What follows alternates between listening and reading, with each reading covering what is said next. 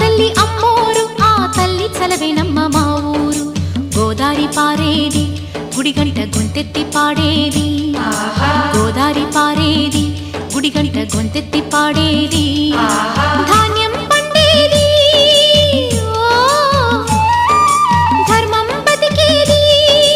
ముత్తైదు బొట్టల్లే ముద్దొచ్చే సూర్యుడు పొద్దున్నే పొడిచేది ఆ దేవి దయవల్లే చల్లని మా తల్లి అమ్మోరు ఆ తల్లి చలవేనమ్మ మా ఊరు